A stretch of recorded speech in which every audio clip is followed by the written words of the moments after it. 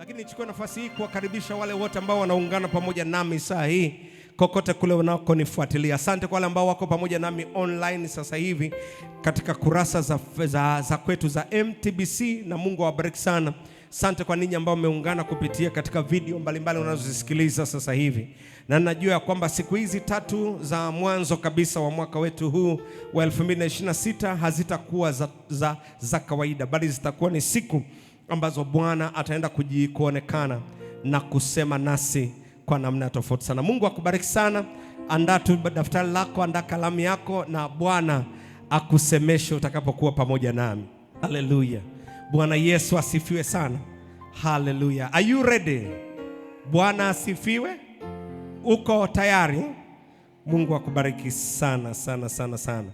Waebrania sura ya 13 na mstari wa 8. Waebrania sura ya 13 na ule mstari wa 8. Kama unafungua Biblia yako, unaweza ukafungua pamoja nami katika kitabu cha Waebrania sura ya 13 na ule mstari wa 8. Nataka niweke msingi katika siku hizi tatu ambao utakusaidia sana kutembea katika mwaka huu wa 2026. Ni muhimu sana, ni muhimu sana. Leo na ikiwezekana kesho, nataka nizungumze mambo ya msingi sana sana sana katika yale ambayo unapaswa kuyasikia. Bwana Yesu asifiwe sana. Na ni muhimu sana kuelewa Mungu ametupa neno la mwaka kama ambavyo mmeliona katika kitabu cha Isaya sura ya 61 ule mstari wa 4. Nitakaa katika hilo neno pia, lakini ni muhimu sana kuelewa ni jambo moja Mungu kusema na ni jambo jingine yale aliyoyasema Mungu kutokea katika maisha yetu. Ni muhimu sana ukaelewa hilo. Na watu wengi sana wamekuwa wakisikiliza maneno mengi sana, lakini hawaoni utimilifu wa kile ambacho kimesemwa. Mungu amekuwa mwaminifu sana katika kanisa la MTBC. Kila mwaka Mungu ametupa neno la kusimama nalo. Mungu ametupa neno kila mwaka. Ni jambo moja kupokea neno la mwaka, lakini ni jambo jingine wewe kuishi na kuona matokeo ya neno hilo ambalo Mungu amelisema. Sasa ni muhimu sana, na ndio maana namshukuru Mungu sana kwa ajili yako wewe ambaye umekuja katika ibada hii ya katikati ya wiki na katika semina hii ya hizi siku tatu. Ni muhimu sana kwa sababu kwamba tumesemeshwa neno haimaanishi ya kwamba tutaingia katika hicho Mungu alichokisema. Ni muhimu sana kuelewa nyuma ya kila neno ziko kanuni, na ili uone matokeo ya kile Mungu amesema ni lazima uishi katika kanuni ambayo Mungu ameisema. Kwa hiyo ninakusihi sana unifuatilie kwa makini sana ndani ya hizi siku tatu ili kuelewa Mungu anamaanisha nini anaposema utajengwa tena. Nini Mungu anamaanisha ya kwamba utarejeshwa?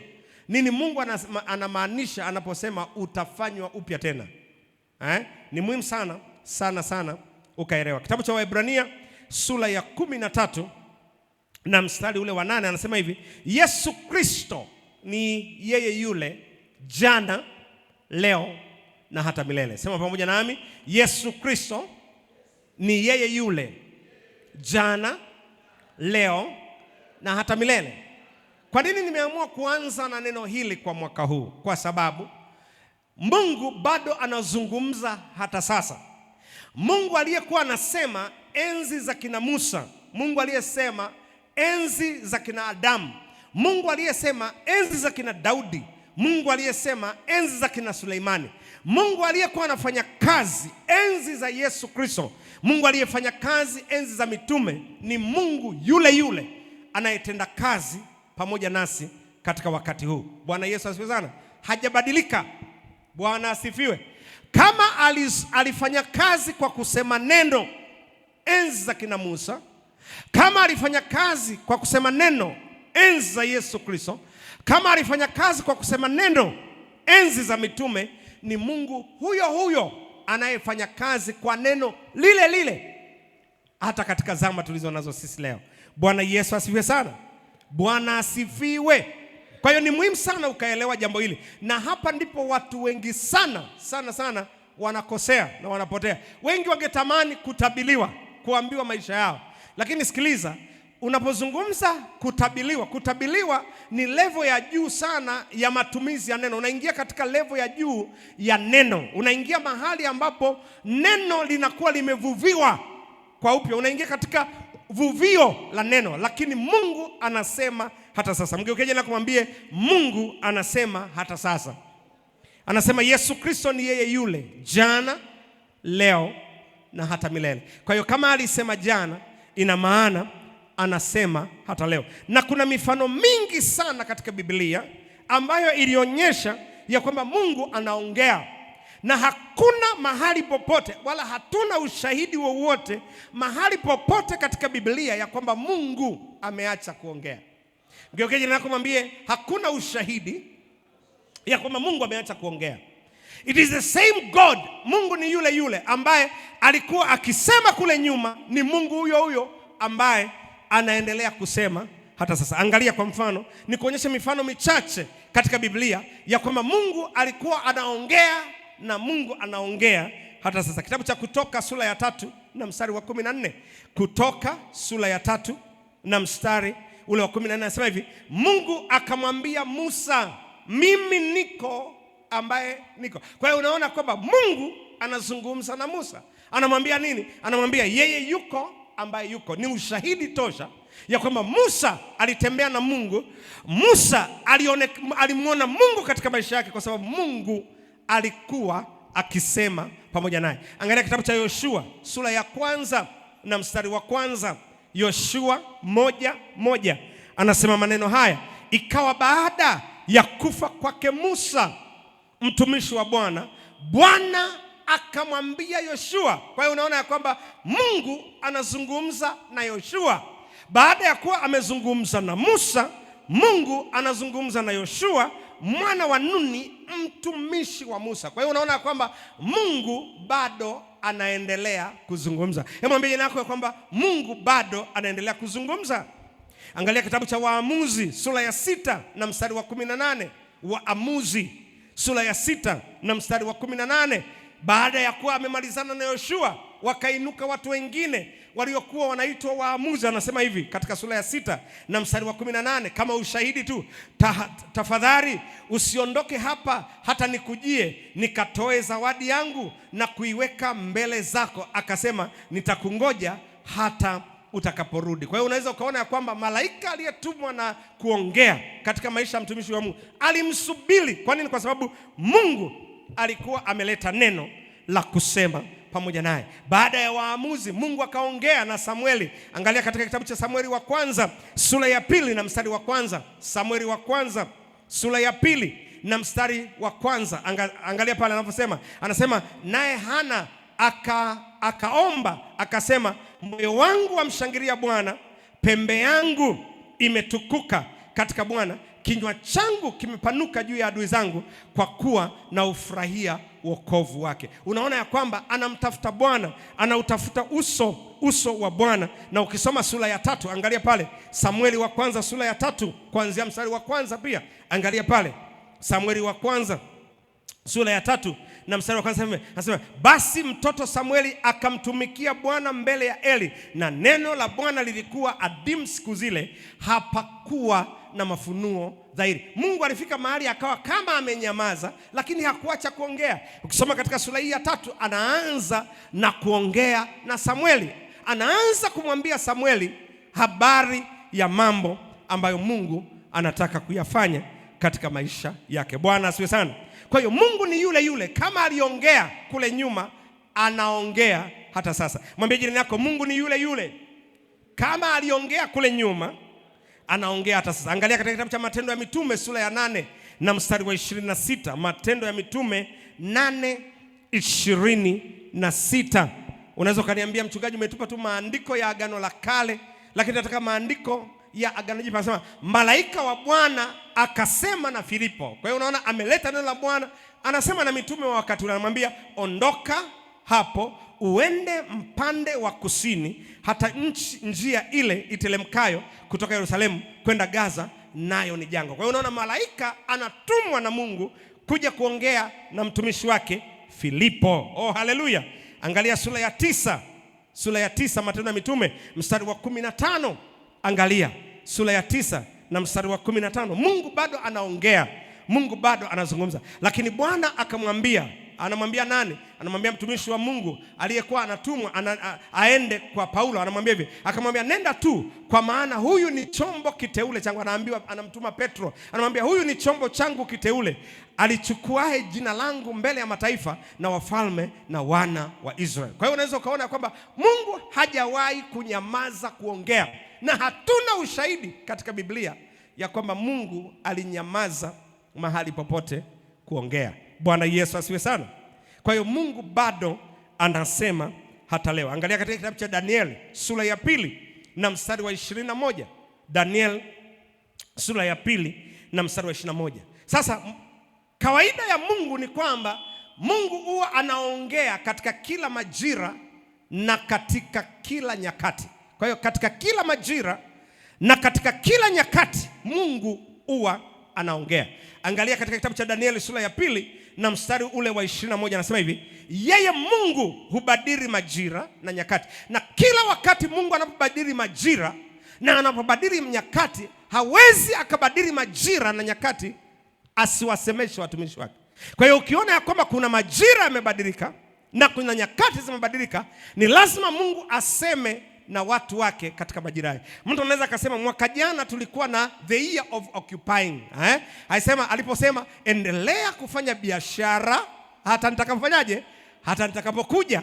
Kwa nini tumeingia tu siku chache zilizopita zimebadilika, tumeingia katika mwaka mwingine? Anatuambia rebuild, anatuambia restore and renew. Anasema jenga upya tena, rejesha, alafu fanya upya tena. Kwa nini tu abadilike? Kwa sababu kuna majira na kuna nyakati. Kwa anasema yeye Mungu anazibadili au anabadili majira na anabadili nyakati. Yeye anawatembelea wafalme na kuwamilikisha wafalme. Yeye anawapa hekima wenye hekima na anawapa ufahamu na maarifa wanaohitaji ufahamu na maarifa. Kwa maneno mengine, hakuna majira yoyote na nyakati yoyote utakayoingia katika maisha yako ambayo Mungu atakuacha bila kukupa chakula na wakati wa kutembea na wewe katika majira hayo. Kwa hiyo katika majira haya Mungu anatupa neno, anatupa jambo ambalo litawarahisishia au kutuwezesha kutembea nasi katika wakati tulionao. Bwana asifiwe sana. Bwana Yesu asifiwe. Bwana Yesu asifiwe. Kwa hiyo ni muhimu sana kupata neno la saa, kupata neno la wakati, kupata neno la majira. Mgeukie mwajirani yako mwambie ni muhimu sana kupata neno la saa, kupata neno la wakati na neno la majira. Sasa kama mnavyojua ya kwamba neno la saa na neno la wakati na neno la majira kwa kanisa la MTBC halijaja kwenu, limekuja kwangu. Kwa hiyo ni muhimu sana mimi kuwaeleza ya kwamba Mungu amemaanisha nini kwenye neno alilowaletea. Kwa hiyo unapokosa semina hii na unapokosa hiki ninachokizungumza, unapoteza kitu kikubwa sana katika mwaka huu. Bwana Yesu asifiwe sana. Kwa hiyo katika kila majira na katika kila nyakati ambayo utaipitia katika maisha yako, Mungu ataachilia neno. Namna pekee ya Mungu kuwatoa watu wake katika nyakati na majira mbalimbali wanayoyapitia ni kwa neno analoliachilia. Angalia katika kitabu cha Luka sura ya 19 na mstari wa 41. Luka 19 na ule mstari wa 41 anasema maneno haya. Alipofika karibu na mji, aliuona mji akaulilia. Akasemaje? 42. Akasema, laiti ungelijua hata wewe katika siku hii ya kupasayo amani, lakini yamefichwa machoni pako. Alikuwa anaingia katika mji wa Yerusalemu, lakini cha kushangaza, Yerusalemu hawakuwa wanajua ya kwamba hayo ni majira ya kutembelewa na Bwana. 43 anasema maneno haya. Angalia mstari wa 43. Anasema hivi, kwa kuwa siku zinakuja adui zako watakapokujengea boma, watakuzunguka, watakuzingira na kukuhusuru pande zote. Kwa hiyo alikuwa anaanza kuwatahadharisha Yerusalemu nyakati na majira yanayokuja mbele yao. Kwa hiyo ni muhimu sana kuelewa Mungu anasema nini kwa habari ya wakati na majira vilivyoko mbele yako. Mungu anasema kitu gani? Ni muhimu sana. Na watu wengi sana wameingia katika nyakati na wameingia katika majira ya namna mbalimbali bila kujua ya kwamba Mungu anasema nini katika majira hayo na katika nyakati ambayo unaipitia. Kwa hiyo ni muhimu sana kuelewa neno hili. Na katika siku hizi tatu, yani leo, kesho na kesho kutwa, na Jumapili nitazungumza sana kwa habari ya neno ambalo Mungu ametupatia katika mwaka huu. Katika kitabu cha Mhubiri sura ya 3 na mstari wa kwanza anazungumza maneno haya. Mhubiri 3:1 anasema maneno haya. Naweka tu maneno ya msingi na utangulizi ili uelewe. Kwa nini tunapozungumza neno la mwaka ni la muhimu sana? Kwa sababu ni neno la majira na ni neno la wakati. Angalia, anasema katika Mhubiri 3:1, kwa kila jambo kuna majira yake na wakati kwa kila kusudi chini ya mbingu. Kama kuna majira, kama kuna wakati, ina maana kuna neno kwa ajili ya majira hayo, kuna neno kwa ajili ya wakati huu. Mgeukeje na kumwambia kuna neno kwa ajili ya majira hayo na kuna neno kwa ajili ya wakati huo. Bwana asifiwe sana. Bwana asifiwe. Kwa hiyo ni muhimu sana ukaelewa neno hili la wakati na ukaelewa neno hili la majira. Anasema kwa kila jambo kuna majira yake na wakati kwa kila kusudi chini ya mbingu. Ina maana kama kuna majira, kama kuna wakati, ina maana kuna neno la wakati, kuna neno la majira. Kitabu cha Mwanzo sura ya 8 na mstari ule wa 23, 8:23. Mwanzo 8:23. Mwanzo sura ya 8 na mstari wa 23. 23 sio 2. 8, Mwanzo sura ya 8 na mstari wa 23. Anasemaje pale? Angalia. Mwanzo sura ya 8 na ule mstari wa 23. Haleluya. Amen. Bwana Yesu asifiwe. Anasema hivi katika kitabu cha Mwanzo sura ile ya 8 na mstari wa 22.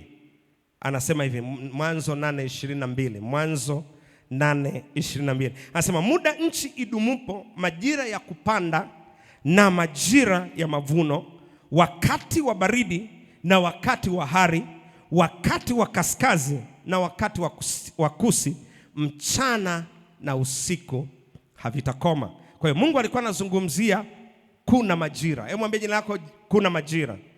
Yako majira ambayo ni ya kupanda, yako majira ambayo ni ya mavuno. Uko wakati ambao ni wa baridi na uko wakati ambao ni wa hari. Kwa hiyo kuna majira na nyakati mbalimbali. Na ukirudi katika kitabu kile cha Mhubiri ile sura ya 3 kuanzia mstari wa 2 na kuendelea, anazungumzia nyakati mbalimbali ambazo wewe utapitia katika maisha yako. Anasema uko wakati wa kuzaliwa na kuna wakati wa kufa, kuna wakati wa kupanda na kuna wakati wa kung'oa yaliyopandwa. Mstari wa 3 anazungumza maneno, wakati wa kuua na wakati wa kupooza, wakati wa kubomoa na wakati wa kujenga. Mstari wa 4, wakati wa kulia na wakati wa kucheka, wakati wa kuomboleza na wakati wa kucheza. 5, anazungumza hivi, wakati wa kutupa mawe na wakati wa kukusanya mawe, wakati wa kukumbatia na wakati wa kutokukumbatia. Mstari wa 6 anasema wakati wa kutafuta na wakati wa kupoteza, wakati wa kuweka na wakati wa kutupa. 7, anazungumza maneno haya, wakati wa kurarua na wakati wa kushona, wakati wa kunyamaza na wakati wa kunena. 8, wakati wa kupenda na wakati wa kuchukia, wakati wa vita na wakati wa amani. 9, anasemaje? 9 pale, je, mtendaji anayo faida gani katika yale anayojishughulisha nayo kwa wakati? Katika wakati huo unaopita, wewe unapata faida gani? Hilo jambo la msingi sana. Kwa hiyo usiruhusu tu majira yakapita ambayo wewe hayo majira hayana faida kwako. Yaani mwaka jana ilikuwa ni wakati wa kumiliki, imepita tu na hakuna faida kwako. Mwaka huu wakati wa kujenga, kurudisha, kurejesha, wakati wa kufanya upya, na ukapita tu kwako. Mwaka juzi ilikuwa ni wakati wa nini? Wakati wa kufanyaje mwaka juzi? MTBC, wakati wa nini mwaka juzi? Wakati wa nini jamani? Kuzidishwa, ulizidishwa, ikapita. Wakati wa kujaa kila mahali ukaje. Wakati wa kuzaa sana, ulizaa sana. Yaani usiruhusu tu majira yakapita. Na ndani ya hizi siku 3 nitakueleza vitu vya msingi vya kufanya ili majira yasikupite. Katika maisha kuna kitu kinaitwa the Kairos moment. Na nafikiri nimeshazungumza sana katika kanisa hili. Wakati ambao ni wakati wa fursa. Usiruhusu wakati wa fursa ukapita. Kuna Kairos moment ambazo huwa zinapita katika maisha. Hizi ni nyakati ambazo huwa hazijirudii, au hata zikijirudia zinajirudia baada ya muda mrefu. Bwana Yesu asifiwe sana. Na hata zikirudi huwa aziji katika namna. Kwa mfano, huwa napenda kuwaambia watu, kwa mfano binti wakati wake wa kuolewa ukifika, miaka 18, 19, 20, 21, 22, 25, 27. Huo wakati ni wakati wa mabinti kuolewa. Huo wakati ukipita haina maana hautaolewa, ila utaweza kuolewa baadaye, lakini labda na watu ambao sio walika lako. Labda mwanamume ambaye na yeye alichelewa kuoa, au yeye pia aliachana na mke wake. Kwa hiyo ukisema mimi nataka mtu ambaye hajawahi kuisha, hajawahi kuzaa mtoto, unajidanganya. Maana wakati huo wakati ukipita, unaweza utapata mtu wa kukuoa, lakini akija anakuja na issues, anakuja na mambo. Haleluya. Huwa miaka 18, 19 mpaka 27, na wenyewe wakija wanakuja na issues. Hawana hela, hawana maisha, bado wanajitafuta, wako katika hilo. Kwa hiyo lakini ndio wakati wenu wa kuoana ili mkatafute kwa pamoja. Sasa ukimiss hiyo kairos moment, yes, itakuja tena mbele, lakini watakuja watu wenye issues nyingine. Alidivorce, alifiwa na mke, alifiwa na mme na vitu vya jinsi hiyo. Umeona mambo ya jinsi hiyo, alizaa nyumbani na vitu vya jinsi hiyo. Yote watakuja watu wa jinsi hiyo. Au mtu ambaye alichelewa kama wewe, ambaye labda kwa sababu ya kusoma, au na yeye kairos moment yake ilimpita, aliumizwa moyo sana, unahitaji kuganga sana.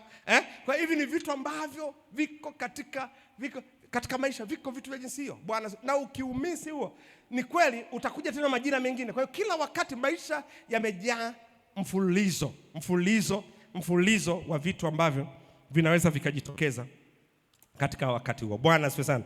Kwa hiyo kwa wakati huu Mungu ametupa neno hili la Isaya sura ya 61 mstari wa 4. Hili ndio neno ambalo Mungu ametupatia. Isaya 61 na mstari wa 4. Nataka twende tulipitie kwa undani sana ili tuelewe Mungu alimaanisha nini aliponipatia neno hili kwa majira haya. Bwana Yesu asifiwe sana. Bwana asifiwe. Isaya 61 mstari wa 4 anasema hivi: nao watajenga mahali pakale palipoharibiwa. Kwa hiyo mahali tunapoenda kupajenga sio mahali papya. Ni mahali ambapo labda ulianza kujenga lakini pakaharibiwa. Alafu anasema hivi, watainua au they will restore, watarejesha mahali palipokuwa ukiwa zamani. Kwa hiyo hapo mahali palikuwa ukiwa zamani, ina maana palikuwa na vitu fulani, lakini hivyo vitu fulani au kwa namna moja au nyingine vikaharibika. Kwa hiyo wataviinua tena. Alafu anasema hivi, watatengeneza miji iliyoharibiwa, mahali palipoachwa kizazi baada ya kizazi. Nipeleke katika tafsiri ya NIV Kiingereza uone pale. Kiingereza tafsiri ya NIV au King James Version, yoyote ambayo iko karibu na wewe. Angalia pale anavyosema. Anasemaje pale? Angalia. Anasema and they shall build. Hii ni NIV. Nipeleke NIV. Hallelujah. NIV. Nataka ile inayotumia they will rebuild. Nipeleke katika tafsiri ya, ngoja tuone. Hallelujah.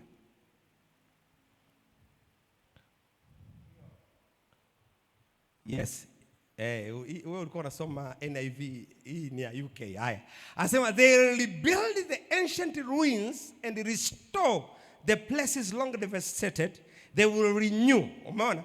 Kwa hiyo hapa anazungumzia watajenga tena miji. Hii miji ilikuwepo, alafu ikaharibiwa. Sasa tunaijenga tena. Alafu tunarejesha mahali palipokuwepo pakaharibiwa. Sasa tunaparejesha tena. Alafu tunapafanya upya mahali palipokuwepo. Yaani hapo papo. Una wito uliitwa, lakini umeenda katikati huo wito ukavurugika. Una huduma ulikuwa nayo, lakini imeenda hiyo huduma ikafika mahali fulani haiendi tena. Una ndoa, uko kwenye ndoa, lakini ndoa imefika mahali imekuwa shagarabagara. Mungu anataka kuingilia tena. Una watoto umezaa, lakini hao watoto wamefika mahali wamekuwa kichwa rungu. Mungu anaingilia kati. Ulishashika mimba zikaharibika. Sasa Mungu anakuletea mimba nyingine. Ni kwamba tumbo lilishawahi kushika mimba. Lakini kuna wale ambao wanafanywa upya kabisa. Bwana Yesu asifiwe sana. Sasa hao wote Mungu anadeal nao. Mungu anadeal nao. Watu ambao kwa namna moja au nyingine mambo yao hayajakaa sawa sawa. Kwa katika mission ya huduma yetu tunasema they are broken. Wamevunjika. Kuna mambo hayajakaa sawa sawa. Sasa Mungu anaingilia kati ili aweze kuyafanya upya tena. Bwana Yesu asifiwe sana. Bwana asifiwe. Bwana asifiwe. Hili ndilo neno la kinabii ambalo Mungu ametupatia. Sasa unatakiwa kuelewa hivi, kila neno la kinabii likija, kila neno la kinabii linabeba ndani yake potential. Linabeba ndani yake uwezo. Linabeba ndani yake capacity ya kujitimiza. Yaani linabeba, neno ni self sustaining. Yaani neno halihitaji nyongeza. Yaani ili neno alihitaji maombi ndio litokee. Hivi mnaniona ninachokizungumza? Yaani neno limejitosheleza. Sasa mchungaji, nifanye maombi nisifanye maombi? Tunafanya maombi ili kuendelea kutengeneza mazingira ndani yetu, lakini neno kama neno lenyewe limejitosheleza. Bwana asifiwe sana. Kila neno la unabii unalolipokea ndani yake limebeba capacity, limebeba potential, limebeba uwezo wa kujitimiza. Kwa hiyo kama Mungu anakusemesha kwa habari ya nyumba yako, anakusemesha kwa habari ya huduma yako, anakusemesha kwa habari ya kazi yako, anakusemesha kwa habari ya maisha yako, neno ndani yake limebeba uwezo, potential, capacity. Bwana Yesu asifiwe sana. Bwana asifiwe. Bwana asifiwe. Sasa hili neno haina maana tunahitaji kuomba sana ndio litokee. Haina maana tunahitaji kufunga sana. Sasa mimi sijasema usiombe sana, usifunge sana. Mmoja kati ya vitu ambavyo nitakutaka mwaka huu ufanye ni kuomba sana, kufunga sana, kuwa na nidhamu ya ibada sana ili mambo yaweze kutokea. Bwana Yesu asifiwe sana. Bwana asifiwe. Lakini neno kama neno lenyewe limejitosheleza. Bwana Yesu asifiwe sana. Bwana asifiwe. Yaani katika mazingira anasema hivi, they will rebuild the ancient. Yaani sio Mungu atakuja kujenga. Si kama mnaliona hilo? Anasema watajenga. Sio asemi Mungu atajenga, ninyi mtajenga. Alafu anasema watarejesha. Sasa ili ulielewe neno hili, Zaburi ya 82 mstari wa 6 anazungumza maneno haya. Zaburi 82 mstari wa 6 ndio unaanza kunielewa vizuri. Anasema hivi, mimi nimesema ndinyi miungu na wana wa aliye juu nyote pia. Tunapata wapi uwezo wa kujenga? Tunapata wapi uwezo wa kurejesha? Tunapata wapi uwezo wa kufanya upya? Ni kwa sababu sisi tuna DNA, tuna vinasaba vya Mungu aliye hai. Bwana Yesu asifiwe sana. Bwana asifiwe. Lakini mchungaji, tunapata wapi nguvu pia ya kusababisha hili neno litokee? Angalia kitabu cha Amosi sura ya 3 mstari wa 7 na wa 8. Hapa ndio tunapopata nguvu ya kulifanya neno hili liweze kutokea. Amosi sura ya 3 mstari wa 7 na wa 8. Tusome pamoja. 1, 2, 3. Hakika Bwana Mungu hatafanya neno lolote bila kuwafunulia watumishi wake manabii siri. Kwa hiyo neno hili linatimia kwa sababu gani? Mungu kafunua siri. Mstari wa 8 anasema maneno haya, simba amekwisha kuunguruma, ni nani asiyeogopa? Bwana Mungu amenena, ni nani awezaye neno ila kutabiri? Nifungulie tafsiri ya message neno hili, alafu utanifungulia pia tafsiri ya passion kama unayo. Passion anasema, ngoja nikusomee tafsiri ya passion. Hiyo nitarudi kwenye hiyo ya message. Angalia tafsiri ya passion. Passion inasema hivi. Yes, amplified. Anasema hivi, surely the Lord God does nothing without revealing his secret plan of the judgment to come to his servant the prophet. Kwa hiyo Mungu akiisha sema jambo, Mungu analitenda. Angalia mstari wa 8. Wa 8 anasemaje? Angalia pale 8. Anasema hivi, the lion has roared, who isn't frightened? God has spoken, what prophet can keep quiet? Yaani Mungu akishazungumza, wewe unawezaje kunyamaza kimya? Kwa hiyo nguvu, mchungaji, hili neno linawezaje kutokea? Ni kwa sababu Mungu ameshasema, na Mungu akishasema, sisi mitume, manabii tuliobaki, kazi yetu ni kufanya nini? Kutabiri.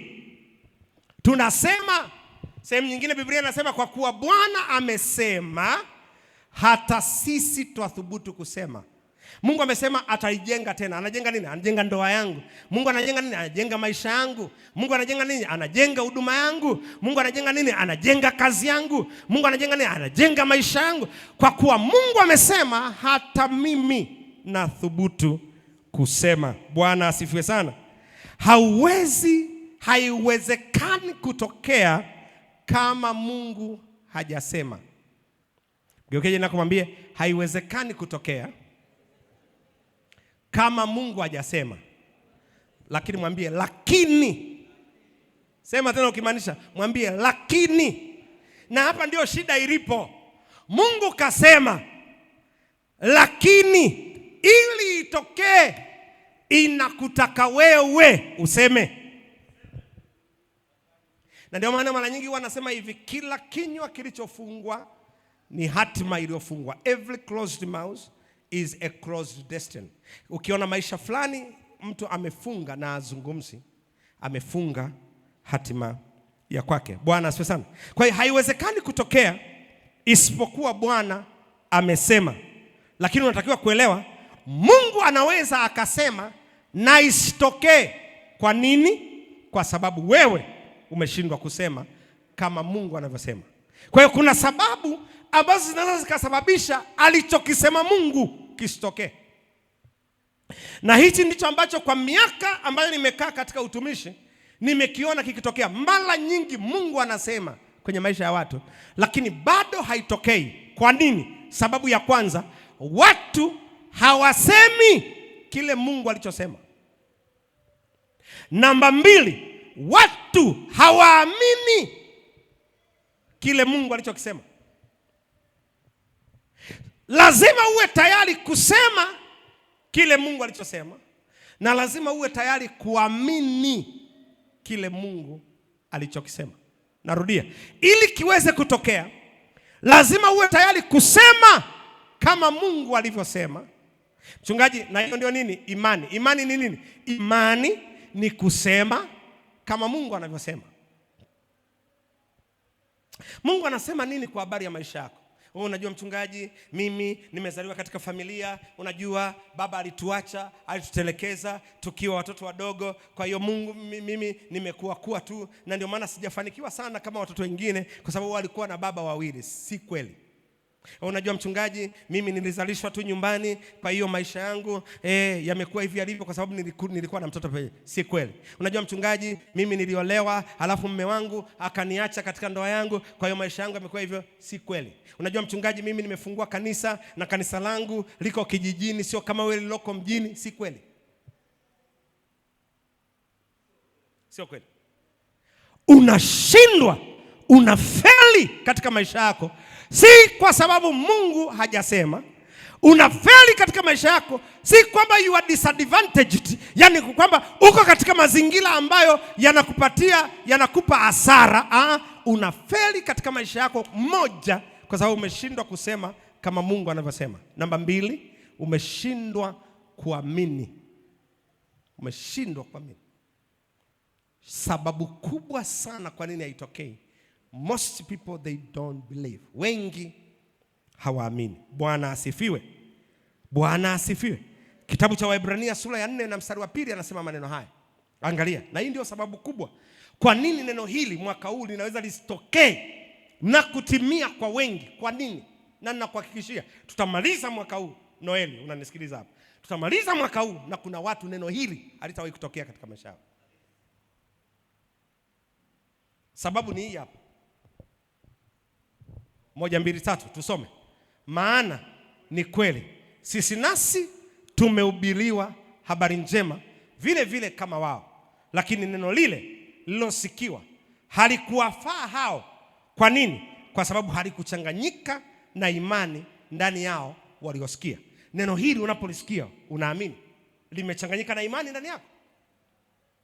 If halijaungana na imani katika maisha yako, neno hili haliwezi kutoa matokeo. Imani ni nini? Imani ni kusema kama Mungu anavyosema. Imani ni nini mchungaji? Ni kuona kama Mungu anavyoona. Imani ni nini mchungaji? Ni kutenda kama Mungu ambavyo angetenda. Waebrania sura ya 11 mstari wa kwanza anasema basi imani ni kuwa na uhakika wa mambo unayotarajia, ni bayana ya mambo yasiyoonekana. Yaani nina uhakika Mungu amesema nitajenga mwaka huu miji iliyobomoka. Mimi nami naamini ya kwamba nitajenga. Mimi nami nafanya kujenga. Mimi nami nazungumza kujenga. Mchungaji, mimi ni mfanya biashara, ni nini sasa hiyo? Hii ndio natimizaje? Anasema tutajenga miji iliyofanyaje? Yaani niliwahi kuanzisha biashara ikafeli, nikafunga, naenda kufungua tena. Pale niliposhindiwa. Sijui ni Kiswahili. In the place where I failed. Mahali pale niliposhindwa, hapo ndio naenda kuanza upya. Ndoa niliingia nikashindwa, naingia tena. Mahusiano niliingia yakashindikana, naingia tena. Huduma nilianza ikashindwa, naanza tena. Ukifanya hivyo unanidhihirishia kwamba una imani. Imani sio kushindwa. Imani ni nini unafanya baada ya kuwa umeshindwa. Imani sio kuingia. Imani ni nini unafanya baada ya kuwa umeingia. Kwa hiyo anasema hivi, neno lile halikuwafaa kitu kwa sababu halikuchanganyikana na imani. Ulipolisikia neno hili mwaka huu, uliamini? Did you believe? Au ulisema, unakumbuka kuna ile kijana mwezi wa 9 nilitangaza mahali hapa. Nikasema mwaka huu tunaenda kujenga, na nyumba tukijenga ndani ya mwaka mmoja lazima ikamilike. Yule kijana wangu akaniambia sio mimi. Akasema hilo ni watu wengine wenye mishahara, lakini alijenga nyumba ndani ya miezi 4. Si ndio? Mingapi? Huyo alisema sio mimi, akajenga ndani ya miezi mingapi? 4. Do you believe? Nimeonyesha picha ya kanisa tunataka kujenga, mioyo ya watu imeloa. Watu wanasema mchungaji, itatokea hii. Yaani wengine nilipokuwa naitoa ile picha, watu wakawa wananyong'onyea, nasema hili ni baba, hili linatuingiza katika matatizo mengine. Sio matatizo mengine. Tunaingia katika kipindi kingine cha ku-experience new levels of faith. Na sasa tunaingia katika kipindi kingine cha kutembea katika kiwango kingine cha imani. I challenge your faith. Na ichangamotisha imani ulionayo. Bwana Yesu asifiwe sana. Anasema maana ni kweli sisi nasi tumehubiriwa habari njema vile kama wao, lakini neno wao walipolisikia halikuwafaa kitu kwa sababu neno lile halikuchanganyika na imani. Bwana asifiwe. Mwaka jana nikawaambia Mungu ametuambia mwaka huu tunaanza kujenga nyumba, na nawaambia Februari 21 mimi naanza kujenga nyumba ya Bwana. Niliwaambia hivyo. Na niliwaambia hivi. Tutakapokuwa tunajenga nyumba ya Bwana, tunajenga na za kwetu. Mimi nyumbani kwangu nimeanza ujenzi. Nyumbani pale nimeanza ujenzi. Na nilimwambia mke wangu siwezi kumaliza mwaka huu sijaanza ujenzi tena. Yaani muulize yeye, atakwambia nilikuwa nakaa kama mgonjwa. Nilikuwa namwambia kama najiona kama siishi. Sababu najiona kwamba kuna neno Mungu alisema na mimi na miss the kairos moment. Kwa hiyo na mimi nimeanza ujenzi. Kwa hiyo wakati naanza kujenga nyumba ya Bwana, na mimi nimeanza ujenzi mwingine huko. Bwana Yesu asifiwe sana. Bwana asifiwe. Jifunze kutembea katika frequency za kimbingu. Jifunze kutembea katika mawimbi ya kimbingu. Bwana asifiwe. Kama ulikuwa na ndoto ya kununua gari, haya ndio majira. Wakati tunajenga nyumba ya Bwana na gari unanunua. Ulikuwa na ndoto ya kununua kiwanja, wakati tunajenga nyumba ya Bwana na wewe unanunua kiwanja. unamaliza nyumba yako, unaanza new project, unaanza mradi mwingine. Bwana Yesu asifiwe sana. Angalia katika kitabu cha Waebrania sura ya 11 mstari wa 3 anasema maneno haya. Nimekwambia unahitaji imani. Neno hili linahitaji imani. Wengi wanashindwa kuona matokeo ya kile Mungu amesema kwa sababu kwanza hawasemi kama Mungu, namba 2 hawaamini. Waebrania 11:3 anasema hivi, kwa imani. Hebu sema pamoja nami, kwa imani. Kwa imani tufahamu ya kuwa ulimwengu uliumbwa kwa neno la Bwana. Ukiambiwa neno hili, unajua ni rahisi sana kuviona vimetokea. Lakini kumbuka wakati Mungu anaumba, hata hii ardhi haikuwepo. Mwanga tunaoona asubuhi hivi na mchana hivi haukuwepo. Biblia inasema hivi, fungua pale Mwanzo sura ya 2. Uone mstari wa kwanza. Mwanzo sura ya kwanza mstari wa kwanza. Mwanzo 1:1. Hapa ndio Mungu alikuwa anaumba hivi. Hebu angalia. Wakati Mungu anaumba ilikuwa hivi. Anasema hivi, Mwanzo sura ya kwanza. Haleluya. Anasema hapo mwanzo Mungu alipoziumba mbingu na nchi. Mstari wa 2. Nayo nchi ilikuwa ukiwa, tena utupu, na giza lilikuwa juu ya uso wa vilindi vya maji. Yaani maana yake dunia yote ilikuwa imefunikwa na maji, alafu kuna giza. Wale waliowahi kutembea kwenye meli wanajua, mimi nimeshawahi kupanda meli. Usiku wa manane, saa 8, katikati ya kilindi cha maji, ukitoka nje pale ukatazama, ukaona kinachoendelea. Sasa ilikuwa hivyo. Kwa mfano, angalau sasa hivi kuna kamwezi kadogo kanawaka, lakini ilikuwa ni giza nene. Yaani mahali ambapo hapa na hapa uoni. Anasema na giza lilikuwa juu ya uso wa vilindi vya maji, lakini Biblia inasema Roho wa Bwana akatulia juu ya uso wa maji. Alafu akafanyaje? Mungu akaanza kuumba. Angalia mstari wa 3. Anasema hivi, Mungu akasema iwe nuru, na ikawa nuru. Kwa hiyo Mungu anaposema aliumba mahali ambapo hakikuwa kitu chochote. Bwana Yesu asifiwe sana. Ni rahisi kuamini ya kwamba kuna uumbaji sasa hivi kwa sababu unaona kuna vitu vimetokea. Lakini imagine kipindi kile ambacho hapakuwa na kitu. Imagine wakati nakwambia unaenda kushika mimba mwaka huu, hauna hata mchumba. Hivi unaelewa? Hauna hata mtu amekwambia habari. Wala kuna SMS umeipokea hata kwa bahati mbaya, mtu alikuwa anamtumia mpenzi wake, kwa bahati mbaya ikapotea njia ikaingia kwenye simu yako. Hata hiyo haipo, afu nakwambia mwaka huu unaenda kushika mimba. Sasa huyu pastor kachanganyikiwa. Nitashikaje mimba? Kama Mariamu anasema, nitashikaje mimba hata mwanamume sijamjua? Yesu akamwambia, na uweza wa Mungu utakukalia juu yake, na hicho kitakachokizaliwa kitaitwa kitakatifu cha Mungu aliye hai. Bwana Yesu asifiwe sana. Utapokea. Wakati nakwambia utaenda kupata kazi na hujawahi kusoma na ukafika hata certificate au diploma, afu nakwambia utapata kazi kwenye ofisi fulani na utakuwa manager. Mimi namjua mtu mmoja ambaye alikuwa anafanya kazi ya umeneja kwenye kampuni moja kubwa sana hapa nchini, sitaki kuitaja, lakini alikuwa ameishia form 3. Sijui kama unaelewa. Mungu akisema hahitaji your credentials, hahitaji certificate zako. Unachohitaji ni kwamba Bwana kafanyaje? Kasema. Bwana Yesu asifiwe. Bwana asifiwe. Kwa hiyo anasema kwa imani, Waebrania 11:3, kwa imani twafahamu ya kuwa ulimwengu uliumbwa kwa neno la Mungu, hata vitu vinavyoonekana havikufanywa kwa vitu vilivyo dhahiri. Yaani hakuchukua feni alafu akaimodify ili kutengeneza AC. Hakuchukua kitu malighafi fulani akaimodify kutengeneza kitu fulani. Hakufanya hivyo.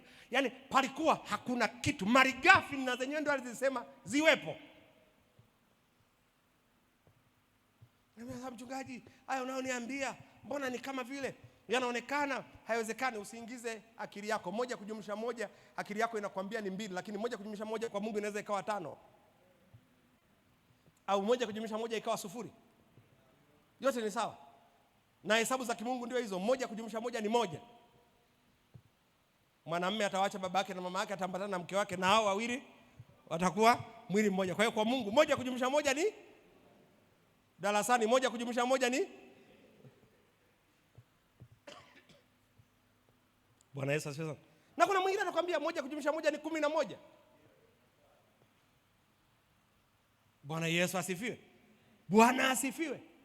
Kwa hiyo Mungu aliumba vitu kutoka katika mahali ambapo hapakuwa na kitu chochote. Neno hili ninapokuambia imani, maana yake nini? Imani ni kuamini tu itatokea. Itatokeaje sijui.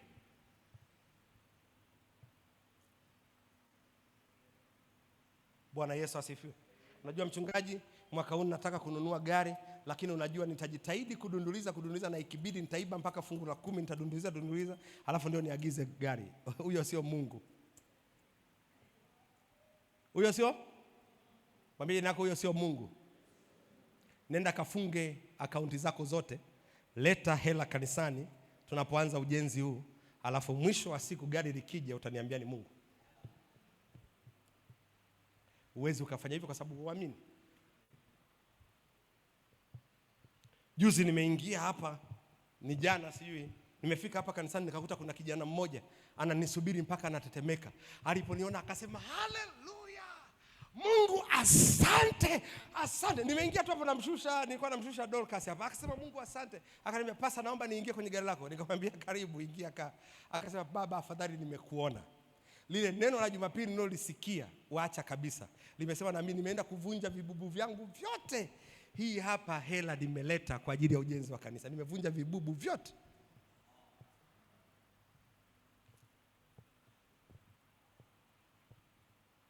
Nilipoenda kuihesabu ile hela, ilikuwa na ushahidi wote ya kwamba imedundulizwa.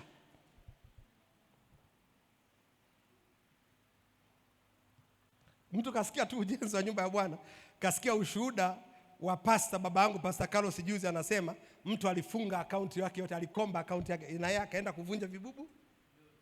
Hivyo nataka kuniambia huyu mtu atakuwa sawa na wewe? Yaani tuseme hata wewe ungekuwa Mungu. Yaani hata wewe ungekuwa Mungu. Ni kwamba tu uwezi ukawa Mungu, lakini wewe ungekuwa Mungu. Alafu kuna mtu anafanya hivyo. Hatuzungumzii wingi wa anachokitoa. Tunazungumzia moyo nyuma ya anachokifanya. Moyo nyuma ya anachokifanya kinaonyesha imani. Ya kwamba anamwamini Mungu kwa kitu kikubwa sana katika maisha yake. Mwaka huu Mungu anataka kutujaribu katika imani zetu.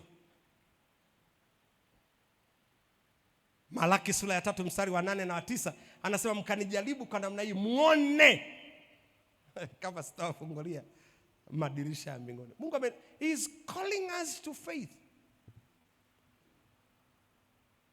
Bwana asifiwe. Sikiliza, bila imani huwezi ukafanya chochote katika maisha haya. Bila imani huwezi ukafanya chochote.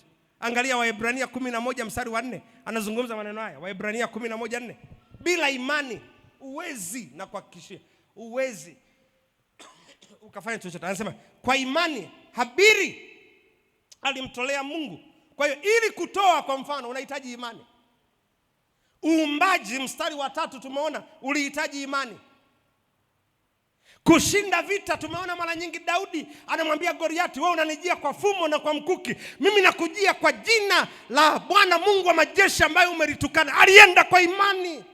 Mahali ambapo mitutu silaha zinapigwa, yeye anataja imani.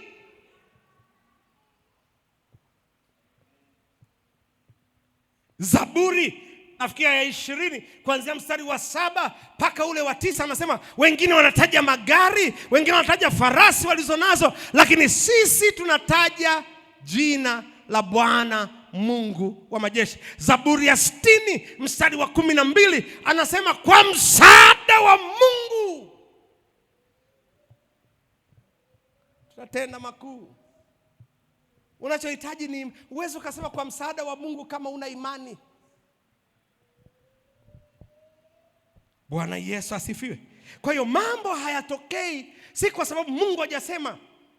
Mambo hayatokei si kwa sababu hakuna nguvu nyuma ya Mungu alichokisema kufanya. Mambo hayatokei kwa sababu watu hawasemi kama Mungu anavyosema. Namba 2, hawaamini kama kile Mungu alichokisema kinaweza kikatokea. Bwana Yesu asifiwe sana. Maisha yako ya kiroho yako hivyo yalivyo kwa sababu ya kiwango cha imani ulichonacho. Bwana Yesu asifiwe. Bwana asifiwe. Bwana asifiwe. Kwa hiyo anza kujifunza kuliamini neno. Hebu ngoja nakwambia, anza kujifunza kuliamini neno. Anza kujifunza kuamini Mungu anachokisema katika maisha. Na ngoja nikwambie, siku zote utakapokuwa unapita katika shida ya aina yoyote ile, namna pekee ya Mungu kukutoa katika shida hiyo, atakuletea neno.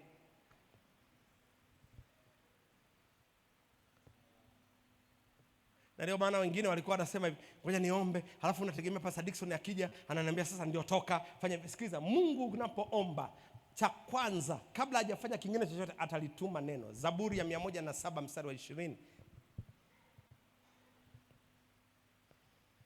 anasema maneno haya. Zaburi ya 107 mstari wa 20, hulituma nini? Soma pamoja nami, 1 2 3. Hulituma neno lake, huwaponya, huwatoa katika maangamizo yao. Kwa hiyo kila wakati Mungu anapotaka kukutoa kwenye hali yoyote unayopitia, kitakachokuja kwanza ni neno. Utakuwa na ndoa nzuri baada ya kupokea neno linalokuhakikishia ndoa nzuri. Utakuwa na huduma nzuri baada ya kupokea neno linalokuhakikishia huduma nzuri. Utakuwa na biashara yenye mafanikio baada ya kupokea neno linalokuhakikishia biashara yenye mafanikio. Neno kwanza. Cha pili, unaliamini neno Mungu alilolisema. Na neno lazima litajaribiwa. Ulichoambiwa na Mungu lazima kitajaribiwa.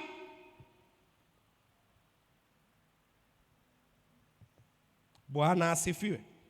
Bwana asifiwe. Bwana asifiwe. Nasikiliza, Mungu anapoleta neno, neno la Mungu huwa halitoki hewani. Mwambie jirani yako, neno la Mungu halitoki hewani. Neno la Mungu kwenye maisha yako litaletwa na malaika wa Mungu aliye katika maisha yako. Na malaika maana yake ni mjumbe. Kwa hiyo inaweza ikaja mjumbe malaika au mjumbe mchungaji wako au kiongozi wako wa dini. Na ndio maana walipokuwa wanaenda kwa mitume na manabii wa kipindi kile walikuwa wanasema hivi, twende kwa mwonaji ili tusikie Mungu anasema nini kwa ajili ya maisha yetu. Unakumbuka habari ya Sauli wakati punda wamepotea, anasema, je, hakuna mwonaji hapa tukasikie Bwana anasemaje kwa habari yao punda waliopotea? Bwana Yesu asifiwe sana. Bwana asifiwe. Kitabu cha Samueli wa kwanza sura ya 3 mstari wa kwanza anasema maneno haya. Samueli wa kwanza sura ya 3 na mstari wa kwanza anasema hivi, basi mtoto Samueli akamtumikia Bwana mbele ya Eli. Na nini kilikuwa adimu kipindi hicho? Neno la Bwana. Na usiombe maisha yako yakawa na uadimu wa neno la Bwana. Usiombe ukatembea kwenye biashara ambayo ina uadimu wa neno la Bwana. Unahitaji neno kuliko kitu kingine chochote. Angalia mstari wa 21. Hapo Samueli wa kwanza sura ya 3 na mstari wa 21. Neno lilipokuwa adimu kwa sababu hapakuwa na mafunuo zaidi kipindi hicho. Mstari wa 21 anazungumza maneno haya. 21, Mungu akaliachilia neno. Samueli wa kwanza 3:21. Mungu akaliachilia neno kwa Samueli, naye Bwana akaonekana tena huko Shilo, kwa kuwa Bwana alijifunua kwa Samueli huko Shilo kwa neno la Bwana. Mungu kila wakati anajifunua kwa nini? Wangapi mmeshawahi kuomba maombi ya kufunga na kuomba, Bwana nataka nikuone? Wangapi mmeshawahi kuomba maneno hayo? Bwana nataka? Na unakaa umekodoa macho namna hii kwamba Mungu sasa ndio anaenda kufanyaje? Kumbe namna rahisi kabisa Mungu analeta tu neno. Ghafla neno linawishwa ndani yako, ghafla unafungua Biblia, unaona neno, ghafla gari inapita hapo inasema wamtumainio Bwana ni kama mlima Sayuni. Ndio Bwana. Bwana asifiwe sana. Ndio Bwana kaisha kukujibu. Anasema naye Bwana akaisikia shida yake na akamtendea. Ndio Bwana ameshakujibu. Unakutana na neno la namna hiyo. Mungu anajibu sana mara nyingi na maneno yaliyoandikwa kwenye magari, mabasi yanayopita barabarani. Hivyo, yani hayo yanakuwa maneno ya Mungu, yanajibu tu shida yako. Unapita tu katika shida, unajua hii shida itaniua, itaniangamiza, anasema hata sasa Bwana amenisaidia. Yaani ndio Mungu alishakujibu hivyo kwamba hii shida haitakuangamiza. Hata sasa Bwana atafanyaje? Atanisaidia. Unajua mimi sitazaa na kila kitu, anasema hapata kuwa na tasa wala mwenye kuharibu mimba katika nini? Yaani neno tu limepita hiyo, unaweza hapata kuwa na tasa na mwenye kuharibu mimba. Bwana amezungumza na shida yako. Shida yako unapoliona umeliamini? Do you believe? Kila wakati watumishi wa Mungu wanaposimama katika madhabahu hii, wanasimama kutoa uhai, wanasimama kutoa uzima, wanasimama kuachilia maneno ambayo ni suluhisho katika maisha yetu. Lakini mara nyingi tunafanyaje? Tunapuuzia. Mara nyingi tunafanyaje? Tunadhalau. Mara nyingi tunafanyaje? Tunayaacha yanaanguka chini. Usiliache neno likaanguka chini. Anza kuongea kama Mungu anavyoongea. Anza kutenda kama Mungu anavyotenda. Anza kusema kama Mungu anavyosema. Anza kuona kama Mungu anavyoona. Mgeukeje na kumwambia anza kuona kama Mungu anavyoona.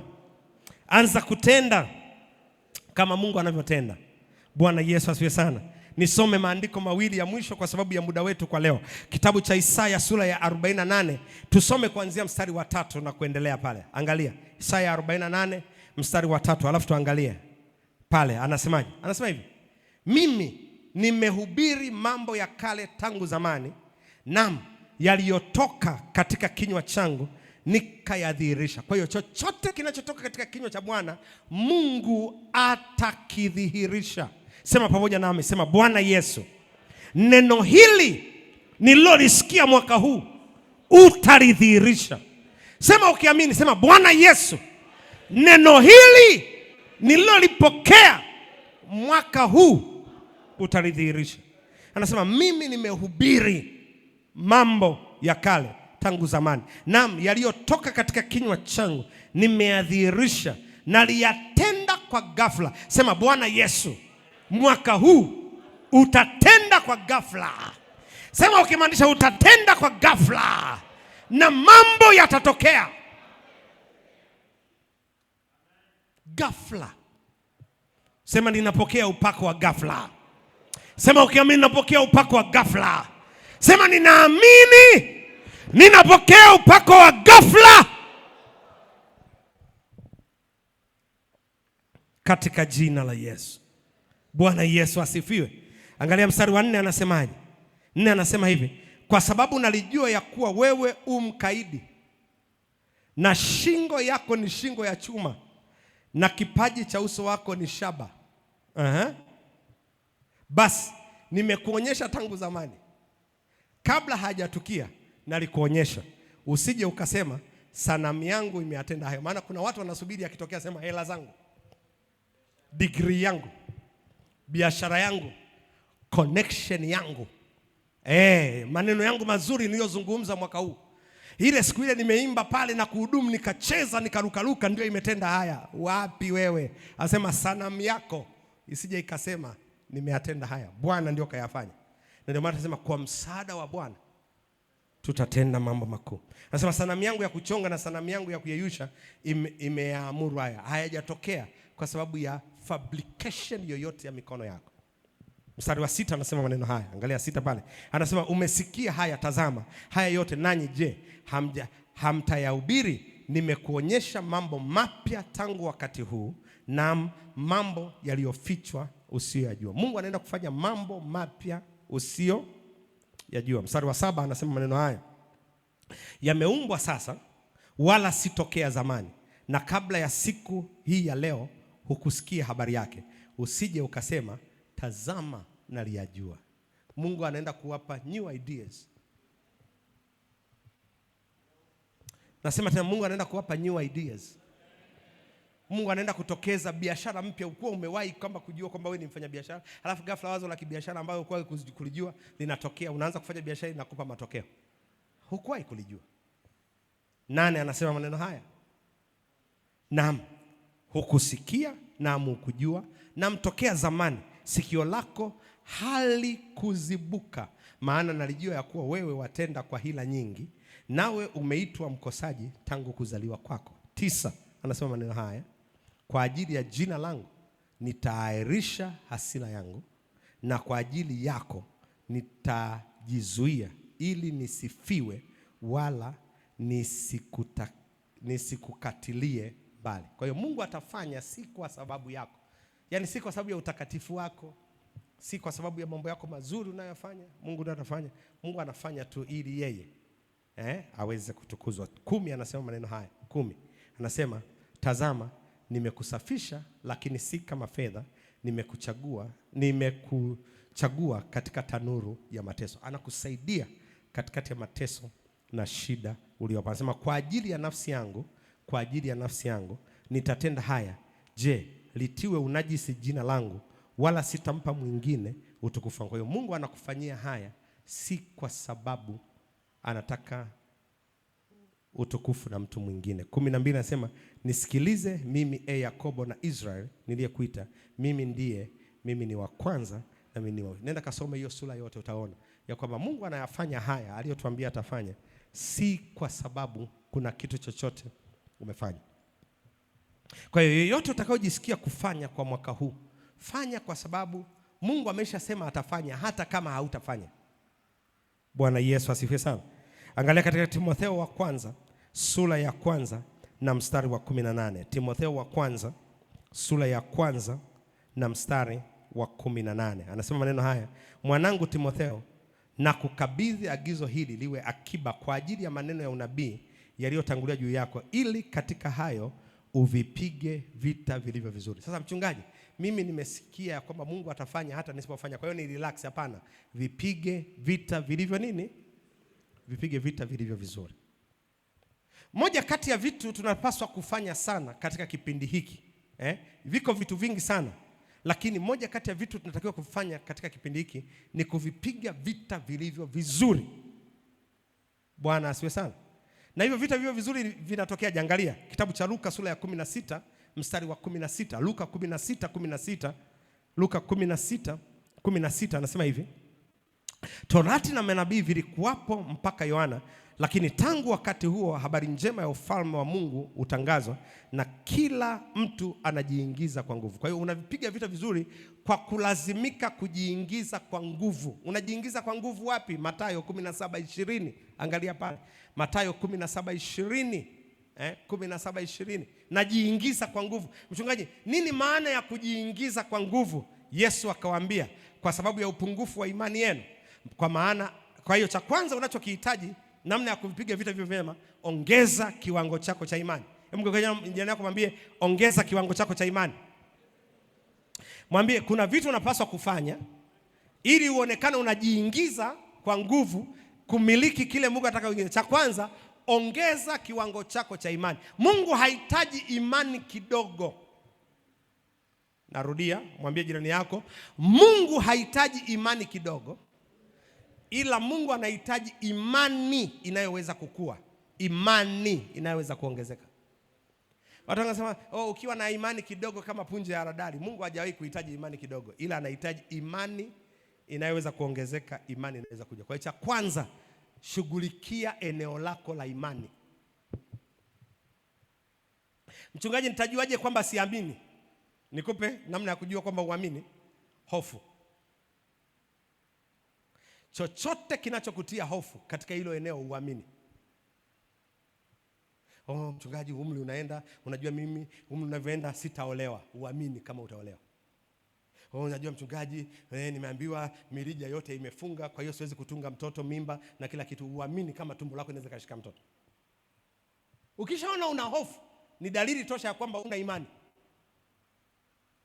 Sasa sijasema usikose uoga. Kuna tofauti kati ya hofu na uoga. Mungu akatuambia tujenge lile jengo. Si mnaliona lile jengo Alafu kuna unasikia uoga. Uoga ni namna ya kuelezea kwamba kwa nguvu zangu siwezi, ila Mungu, ila sina hofu ya kwamba litafanyika.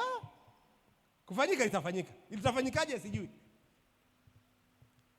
Kwa hiyo anasema hivi, Yesu akawaambia kwa sababu ya upungufu wa imani yenu. Kwa hiyo cha kwanza, shughulikia eneo lako la imani, maana bila kuwa na imani utakuwa unashindwa kujiingiza kwa nguvu, haitatokea. Namba 2 anasema hivi, kwa maana anawaambia mkiwa na imani kiasi cha punje ya haradali, yani punje ndogo ambayo inaweza ikaongezeka, mtauambia mlima huu ondoka hapa uende kule, nao utaondoka, wala halitakuwako neno gumu lolote. 21 anasemaje? 21, lakini jambo la pili, namna hii haiwezekani. Jambo la pili, ila ongeza kiwango chako cha maombi.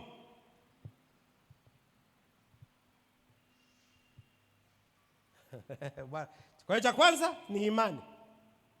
Cha pili, kiwango cha maombi. Cha tatu, ongeza kiwango chako cha kufunga. Namna hii haiwezekani ila kwa kuomba na kufunga. Kwa hiyo neno, imani, ongeza kiwango cha imani. 2, ongeza kiwango cha maombi. 3, ongeza kiwango cha kufunga. Hivi ni vitu vitatu huwezi ukavikosa mwaka huu. Vingine nitavizungumza tunavyoenda, lakini hivi vitatu vya kwanza.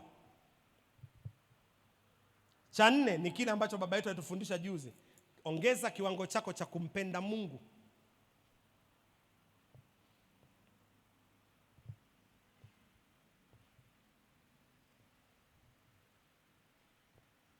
Ukimpenda Mungu utatoa, ukimpenda Mungu utakuja ibadani, ukimpenda Mungu utawabariki watu wengine, ukimpenda Mungu utaifanya kazi ya Mungu na vitu vya jinsi hiyo. Ongeza service, utumishi wako kwa Mungu, kiwango chako cha kumpenda Mungu. Hivi ni vitu 4 ambavyo huwezi ukavikosa tunapozungumza swala la kuona utimilifu wa neno ambalo Mungu anataka litokee katika maisha yako. Kwanza, shughulika na kiwango chako cha imani. 2, ongeza kiwango chako cha maombi. 3, ongeza kiwango chako cha kufunga. 4, ongeza kiwango chako cha kumpenda Bwana. Niulize, kiwango chako cha imani kikoje? Ukijipima imani yako mwaka jana na mwaka huu ikoje? Bwana asifiwe. Bwana asifiwe. Unapokuwa unamwombea mgonjwa, huku ndani unajisikiaje? Unajisikia ngoja nimalize tu haya maombi alafu nimwambie aende hospitali, au unamwambia ngoja nimalize haya maombi na imetendeka? Kama anaenda hospitali aende tu, lakini mimi najua imefanyaje? Imetendeka. Kiwango chako cha kuomba kikoje? Kimepungua au kimeongezeka? Kiwango chako cha kufunga kikoje? Unasubiri siku 40 za Pastor Dickson mwaka kwa mwaka, au una vipindi vyako binafsi ya kufunga? Anza kukaa kwenye biashara yako na kuomba na kufunga kwa habari ya biashara yako, kwa habari ya huduma yako, kwa habari ya ndoa yako. Funga kwa ajili ya mume wako, funga kwa ajili ya watoto wako. Hivi ni miongoni mwa vitu ambavyo lazima uvifanye ili kuonyesha unaingia katika utimilifu wa kile Mungu alichokuambia kwa mwaka huu. Ngoja niweke koma hapa. Haleluya. Alafu tutaendelea kesho. Haleluya. Bwana Yesu asifiwe. Umesikia nini kwa Mungu leo? Fungua kinywa chako, mwambie Bwana asante. Baba, asante katika jina la Yesu Kristo kwa ajili ya jioni ya leo. Asante kwa ajili ya neno hili ambalo limeachiliwa kwa nguvu sana kwetu. Asante kwa ajili ya mafuta haya ambayo umeachilia tena katika maisha yetu. Baba, tumejifunza ya kwamba tunahitaji kusema kama wewe unavyosema, tunahitaji kuamini kama wewe unavyoamini. Baba, asante, umetufundisha kushughulikia eneo letu la imani, kushughulikia eneo letu la maombi, kushughulikia eneo letu la kufunga na kiwango chetu cha kukupenda wewe Bwana. Mungu tusaidie katika jina la Yesu Kristo. Tunapoanza kuviingiza katika matendo vitu hivi, fungua akili zetu, fungua ufahamu wetu. Mungu asante, mwaka huu ukawe ni mwaka wetu wa tofauti sana. Mungu umesema you are going to rebuild us Lord. You are going to restore us God. You are going to renew us Lord. Lord, I'm asking your power and your presence. I'm asking your grace Lord to minister unto your people Lord. Lord, intervene and change their life Lord. Rakashatarabosetakarabanda. Mungu inua kiwango kipya cha maombi, inua kiwango kipya cha neno, inua kiwango kipya cha kukutafuta kwa watoto wako. Baba, ninaambukiza njaa ya kukutafuta, naambukiza shauku ya kuomba, naambukiza shauku ya kufunga. Naondoa roho ya uzito kwa jina la Yesu, naondoa roho ya giza kwa jina la Yesu, naondoa kila giza katika maisha ya watoto wako Bwana. Karabosete. Baba, asante. Asante kwa kiwango kipya ambacho unakiachilia kwetu. Asante kwa ajili ya kiwango kipya. Oh Jehovah God, asante kwa ajili ya kiwango kipya. Mungu, asante kwa ajili ya kiwango kipya. Kiwango kipya cha maombi, kiwango kipya cha imani Bwana, kwa jina la Yesu Kristo.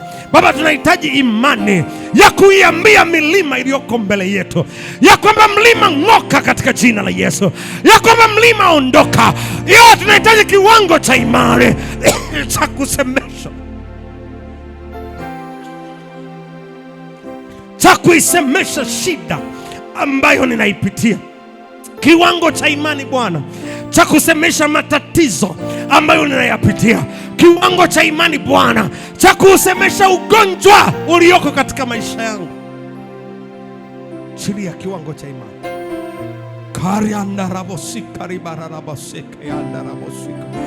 Achilia kiwango cha maombi Bwana. Mungu, nipe muda wa kukaa chini, muda wa kuomba Bwana. Nipe muda wa kunyenyekea mbele zako Bwana. Nipe Baba Mungu, katika jina la Yesu Kristo, niondolee kutangatanga kwa mawazo. Niondolee Baba kukosa utulivu katika maombi. Nipe the dimension in the spirit. Nipe kiwango katika roho, kiwango katika roho, kiwango katika roho, kiwango katika roho. Washa ndani yangu, washa Bwana, washa moto mpya, washa nguvu mpya, washa Bwana, washa ndani yangu.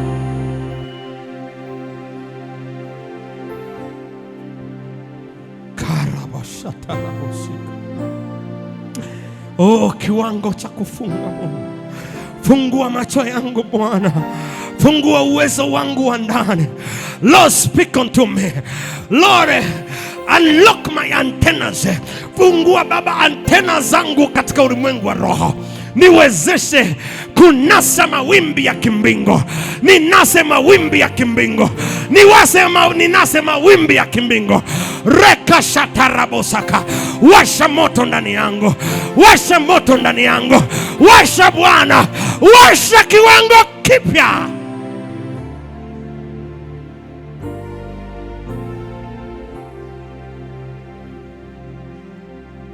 Bwana, nionyeshe miji iliyobaki maganjo. Nionyeshe mahali palipo na ukiwa Bwana. Nionyeshe mahali panapohitaji your intervention Bwana. Lord, nionyeshe Bwana, nionyeshe mahali unahitaji kuingilia. Search on me Lord. Search on me Lord. Chunguza ndani yangu Bwana. Chunguza Baba. Chunguza. Chunguza Baba. Chunguza Baba. Chunguza. Chunguza my God and my Lord. Chunguza Baba. Chunguza Baba. Chunguza. Chunguza Mungu. Kila mahali panapohitaji uingilie kati, kupajenga upya Bwana, kuparejesha kwa upya Bwana, au kupafanya upya Bwana mwaka huu. Chunguza Baba. Chunguza Mungu. Chunguza Bwana. Chunguza Baba. Chunguza mwenye nguvu. Oh, kaya satarabosete. Makarianda raboseke yatarabos. Reke sete kayanda rabababakush. Reke satamanda rabosheke sete. Reke sete kokoyanda rabasataka yatarabos. Reke sete bayatarabosakaya.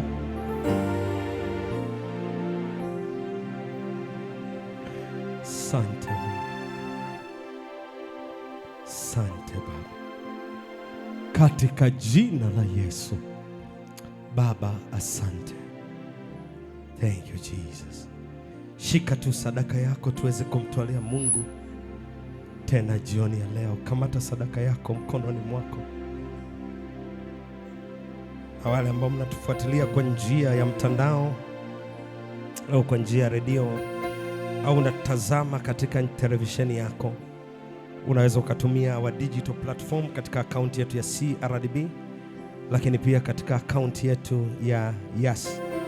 Mungu akubariki sana wakati unatoa, kama unavyoziona akaunti katika zetu katika screen yako, na Mungu akubariki sana ukatoe katika madhabahu hizo, na Mungu akubariki sana. Baba, asante kwa kila mkono ambao umeshika sadaka. Shika tu sadaka yako. Asante kwa kila mkono ambao umeshika sadaka na unatamani kukutolea jioni ya leo. Baba, tunatoa sadaka hii kama jiwe ambalo Yakobo alilipanda katika nyumba ile, mahali pale uliposema naye, jiwe alilolimiminia mafuta. Bwana, tunaitoa sadaka hii kama jiwe la kumiminia mafuta, ili kukumbuka hiki ulichotuambia. Bwana, msaidie kila mmoja anaponyosha mkono wake kutoa. Baba, ukawabariki katika jina la Yesu Kristo, na Mungu ukawasemesha watoto wako maradufu katika yale wanayokutarajia. Asante katika jina la Yesu Kristo. Baba, ninakutukuza katika jina kula Yesu Kristo, na wote tuseme amen.